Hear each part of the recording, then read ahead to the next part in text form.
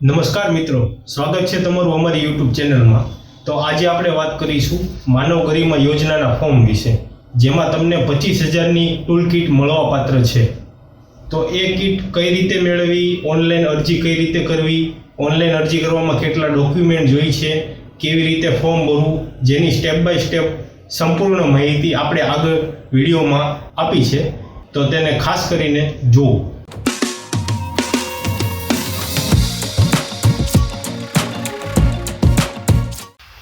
સૌપ્રથમ મિત્રો તમારે કોઈપણ એક બ્રાઉઝરમાં આ રીતે ગૂગલ ઓપન કરી લેવાનું છે। એમાં લખશું ઈ કુટીર લખીને આપણે સર્ચ કરશું તો કંઈક આવું રિઝલ્ટ આવશે। એમાં પહેલી જ વેબસાઇટ મળશે આપણને ઈ કુટીર લખેલી, તેના ઉપર ક્લિક કરીશું। ક્લિક કર્યા બાદ આપણને આ રીતનું હોમ પેજ જોવા મળશે। એમાં જોઈએ તો યુઝર આઈડી અને પાસવર્ડ નાખવાનું રહેશે। તો એ આપણી પાસે નહીં હોય તો નીચે આપણે ન્યૂ ઇન્ડિવિડ્યુઅલ રજિસ્ટ્રેશન ઉપર જઈને ત્યાં ક્લિક હિયર ઉપર ક્લિક કરી દેવાનું રહેશે। ત્યારબાદ કંઈક આવું જોવા મળશે। તો એમાં જોઈએ તો પહેલાં પૂરું નામ અંગ્રેજીમાં લખી દેવાનું છે। આધાર કાર્ડમાં હોય એ પ્રમાણે નામ લખવું, આધાર કાર્ડ નંબર અહીંયા લખી દેવાનો રહેશે। ત્યારબાદ લિંગમાં પુરુષ કે સ્ત્રી કે અન્ય જે લાગતું હોય એ સિલેક્ટ કરી લેવું। ત્યારબાદ જન્મ તારીખ, ત્યારબાદ મોબાઈલ નંબર નાખી દેવાનો છે। ત્યારબાદ જોઈએ તો ઈમેલ આઈડી નાખી દેવાનું છે। પછી નીચે એક પાસવર્ડ બનાવવાનો છે, જે થોડોક સ્ટ્રોંગ પાસવર્ડ હોવો જોઈએ। પાસવર્ડ નાખ્યા બાદ નીચે કેપ્ચા કોડમાં આવીને સોલ્વ કરી લેવાનું છે, 6511 એવી રીતે સોલ્વ કરીને નોંધણી કરો ઉપર ક્લિક આપી દેવાનું છે। ક્લિક આપ્યા બાદ જોઈએ તો આ પ્રમાણે જોવા મળશે કે શું તમે ખરેખર નોંધણી કરવા માંગો છો। તો એમાં આપણે નીચે પુષ્ટિ કરો ઉપર ક્લિક આપી દેવાનું છે। ત્યારબાદ જોઈએ તો આપણને રજિસ્ટ્રેશન સક્સેસફુલી અને યુઝર આઈડી આપણને અહીંયા મળી જશે। તો એ યુઝર આઈડીને આપણે અહીંયાથી કોપી કરીને સાચવી લેવાનું રહેશે। ત્યારબાદ ઓકે ઉપર ક્લિક કરીને આગળ વધવાનું રહેશે।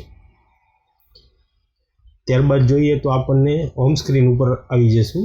તો એમાં જે યુઝર આઈડી આપણે કોપી કર્યું હતું એ યુઝર આઈડી અને પાસવર્ડ નાખી દેવાનો છે। પછી અહીંયા કેપ્ચાને સોલ્વ કરી લેવાના છે। સોલ્વ કર્યા પછી લોગિન ઉપર ક્લિક આપી દેવાનું રહેશે।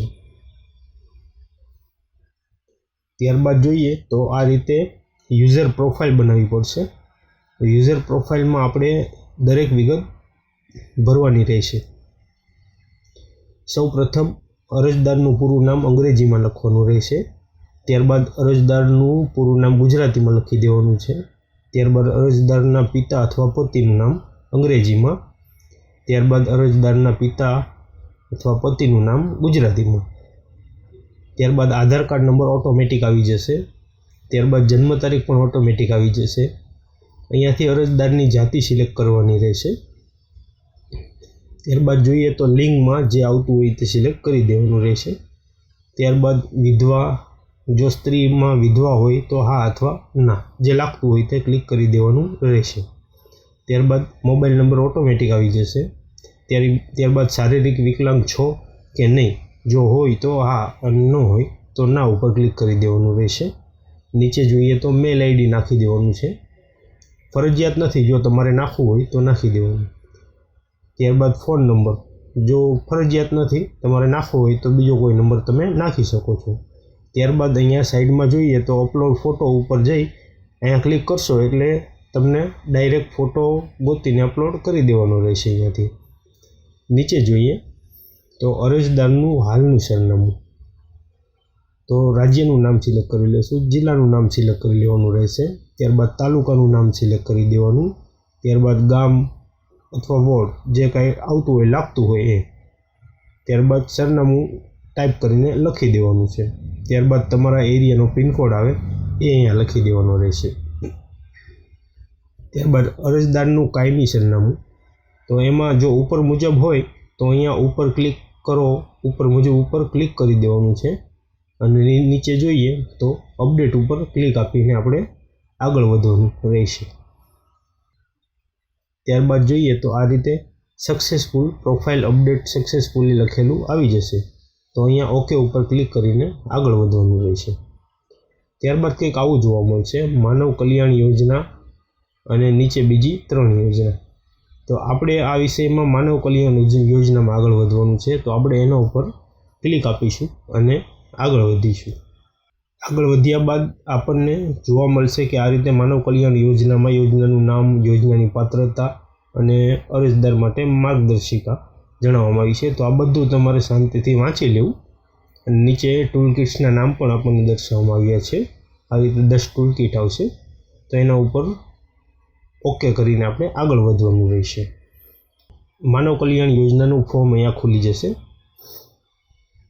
તો એમાં જોઈએ તો આપણે આગળ જે પ્રોફાઇલમાં બનાવેલી વિગતો છે એ બધી એમના એમ આવી જ જશે. અહીંયા ફોટો પણ આવી જશે. એમાં એક આપણે આ રેશન કાર્ડ નંબર નહીં આવે, તો તમારે એક રેશન કાર્ડ નંબર અહીંયા એન્ટર કરી દેવાનો છે. ત્યારબાદ બધું તમારે વાંચતું જવાનું છે. જો આગળ જે વસ્તુ આપણે નાખી હશે તે ઓટોમેટિકલી આવી જ જશે, પણ તોય આપણે ચકાસણી કરતા રહેવાનું છે.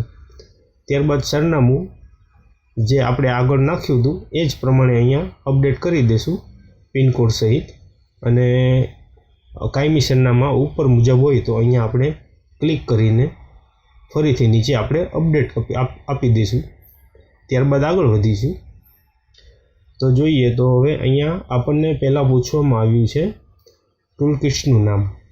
તો આપણે જે ટૂલ કિટ વિશે ફોર્મ ભરતા હોય એ ટૂલ કિટનું નામ અહીંયા તમારે સિલેક્ટ કરી લેવાનું રહેશે. ત્યારબાદ શૈક્ષણિકમાં જો તમે 10 પાસ છો, પાસ નથી અથવા 12 પાસ છો કે જે કાંઈ આપણું ભણતર લાગે છે શૈક્ષણિક, તો એ આપણે સિલેક્ટ કરી લેવાનું છે. ત્યારબાદ ટેકનિકલમાં કંઈ નાખવાનું આવશે નહીં. ત્યારબાદ અહીંયા જોઈએ તો ગ્રામ્ય વિસ્તાર માટે BPL કાર્ડ, જો BPL કાર્ડ હોય તો કાર્ડનો નંબર અહીંયા નાખવાનો અને BPLનો સ્કોર આવે તો સ્કોર અહીંયા નાખી દેવાનો છે. ત્યારબાદ શહેરી વિસ્તાર માટે સુવર્ણ રોજગારી કાર્ડ, જો શહેરી વિસ્તારમાં આપણે રહેતા હોય ને આપણી પાસે આ કાર્ડ હોય તો એનો નંબર અહીંયા નાખી દેવાનો રહેશે. ત્યારબાદ કુટુંબનો વાર્ષિક આવકનો દાખલો, તો વાર્ષિક આવક તમારી હોય તો એ પ્રમાણે વાર્ષિક આવકના દાખલોનો અહીંયા નંબર નાખી દેવાનો છે. આ 3માંથી કોઈ પણ એક વસ્તુ આપણે ભરીશું તો પણ ચાલશે. ત્યારબાદ નીચે જોઈએ તો ધંધાની વિગતો છે. એમાં આપણે જે કાંઈ ધંધો કરતા હોય એ ધંધો અહીંયા લખી દેવાનો રહેશે. જે આપણે ઉપર ટૂલ કિટ્સનું નામ સિલેક્ટ કર્યું છે એ પ્રમાણે અહીંયા ધંધો નાખવો. ત્યારબાદ જોઈએ તો અરજદારનો ધંધો વારસાગત છે કે નહીં, તો જો વારસાગત હોય તો હા લખી દેવાનું, ન હોય તો ના લખી દેવાનું છે. ત્યારબાદ જોઈએ તો ઈ શ્રમ કાર્ડ નંબર, તો જો તમારી પાસે ઈ શ્રમ કાર્ડ હોય તો ઈ શ્રમ કાર્ડનો નંબર અહીંયા ટાઈપ કરી દેવાનો રહેશે. અને ઈ શ્રમ કાર્ડ જો તમારી પાસે ન હોય તો જાતે મોબાઈલથી કેવી રીતે કાઢવું ઈ શ્રમ કાર્ડ એનો પૂરો વિડીયો બધી જ માહિતી સાથે આપણી YouTube ચેનલમાં આપેલો છે, તો ખાસ કરીને તેને જો એની લિંક હું આ વિડીયોના ડિસ્ક્રિપ્શનમાં આપી દઈશ તમને. ત્યારબાદ જોઈએ તો ફેમિલી ID નાખવાનું છે, ફરજિયાત નથી, જો હોય તો નાખી દેવાનું. અરજદારનું ક્ષેત્ર, તો કે તમે શહેરી વિસ્તારમાંથી છો કે ગ્રામીણ વિસ્તારમાંથી છો, જે હોય તે સિલેક્ટ કરી દેવાનું રહેશે. ત્યારબાદ તાલીમની જરૂર છે કે નહીં, જો તમારે તાલીમની જરૂર હોય તો હા ઉપર સિલેક્ટ કરી દેવાનું છે, ન હોય તો ના ઉપર સિલેક્ટ કરી દેવાનું છે. ત્યારબાદ અહીંયા પૂછવામાં આવે છે લોનની જરૂર છે કે નહીં, જો લોનની જરૂર હોય તો હા ઉપર સિલેક્ટ કરી દેવાનું છે, ન હોય તો ના ઉપર સિલેક્ટ કરી દેવાનું રહેશે. ત્યારબાદ રાજ્યનું નામ સિલેક્ટ કરી લેવાનું, જિલ્લાનું નામ, તાલુકાનું નામ, ત્યારબાદ ગામનું નામ અને સરનામું ટાઈપ કરીને પિનકોડ, એરિયા કોડ નાખી દેવાનો રહેશે. ત્યારબાદ નીચે આપણે સેવ એન્ડ નેક્સ્ટ ઉપર ક્લિક કરીને આગળ વધવાનું છે.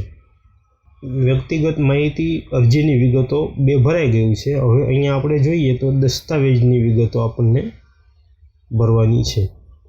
તો એમાં જોઈએ આપણે સૌપ્રથમ આધાર કાર્ડની નકલ, તો આપણે આધાર કાર્ડની નકલ અહીંયા અપલોડ કરી દેવાની રહેશે. ત્યારબાદ રેશન કાર્ડના પ્રથમ પાનાની તથા બીજા પાનાની પ્રામાણિક જેમાં આપનું નામનો સમાવેશ થયેલ હોય તો પ્રથમ પેજ અને આપનું જે નામ આવતું હોય એવું બીજું પેજ, બંને પેજની તમારે અહીંયા નકલ અપડેટ કરવાની રહેશે. અને તમારા રેશન કાર્ડનો નંબર પણ અહીંયા આગળ નાખી દેવાનો છે. ત્યારબાદ જોઈએ તો ઉંમરનો પુરાવો, જેમાં જાતિનો દાખલો, આધાર કાર્ડ, પાન કાર્ડ, ચૂંટણી કાર્ડ તથા શાળા છોડ્યાનું પ્રમાણપત્ર, એમાંથી કોઈ પણ એક પુરાવો તમારે અહીંયા અપલોડ કરી દેવાનો છે અને જે પુરાવો અપલોડ કરો એનો અહીંયા આગળ નંબર લખી દેવાનો રહેશે. ત્યારબાદ જોવા જઈએ તો સેલ્ફ ડિક્લેરેશન ફોર્મ.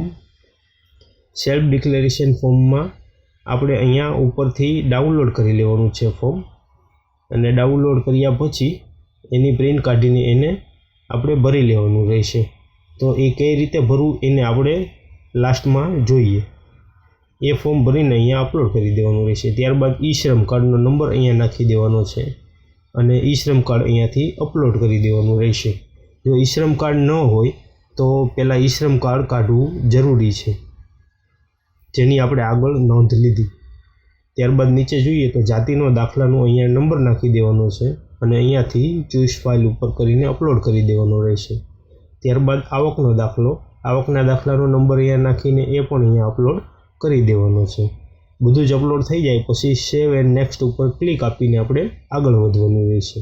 ત્યારબાદ જોઈએ તો નિયમો અને શરતો. આ છેલ્લું સ્ટેપ છે. આપણે આ બધી નિયમો અને શરતો વાંચી લેવાની છે અને અહીંયા ટિક માર્ક ઉપર ક્લિક કરીને સેવ એન્ડ નેક્સ્ટ ઉપર ક્લિક આપવાનું છે અને આગળ વધવાનું રહેશે. ત્યારબાદ જોઈએ તો આ પ્રમાણે આપણને આપણી અરજી સ્વીકાર થઈ ગઈ છે અને અરજી નંબર આપણને અહીંયા આપી દેવામાં આવશે. તો અરજી નંબર આપણે એને સાચવીને લઈ લેવો અને નીચે ક્લિક કરશો તો અરજી પ્રિન્ટ અહીંયાથી થઈ જશે. પ્રિન્ટ કરીને અરજીને પણ સાચવી લેવાની રહેશે. ત્યારબાદ જોઈએ તો અરજીની વિગતો અહીંયાથી જોઈ શકીશું, અહીંયાથી પ્રિન્ટ પણ કરી શકીશું.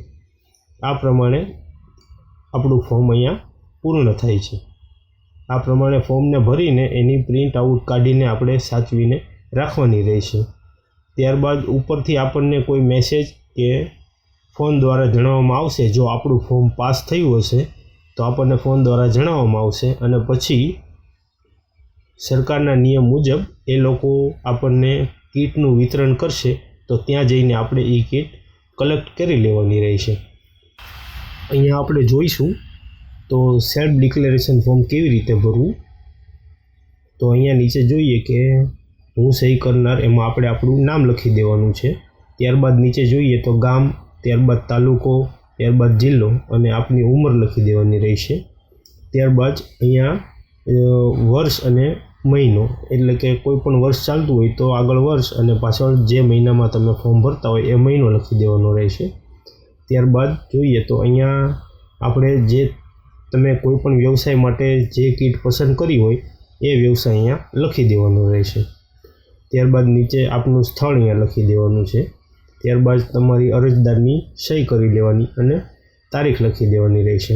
ત્યારબાદ લખીને પછી ફોટો પાડીને એને અપલોડ કરવાનું રહેશે. ત્યાં અમારો વિડીયો પૂરો જોવા બદલ આપનો ખૂબ ખૂબ આભાર. જો તમને વિડીયોમાં કંઈ પણ ના સમજાયું હોય, કંઈ પણ સમજ ન આવતી હોય કે ક્યાં શું ભરવું, કેવી રીતે ભરવું, તો અમને તમે કોમેન્ટ કરીને જણાવી શકો છો.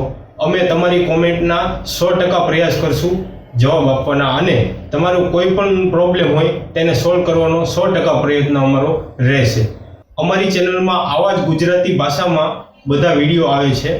જો તમને અમારી માહિતી ગમી હોય તો લાઇક, શેર અને સબસ્ક્રાઈબ કરવાનું ભૂલતા નહીં.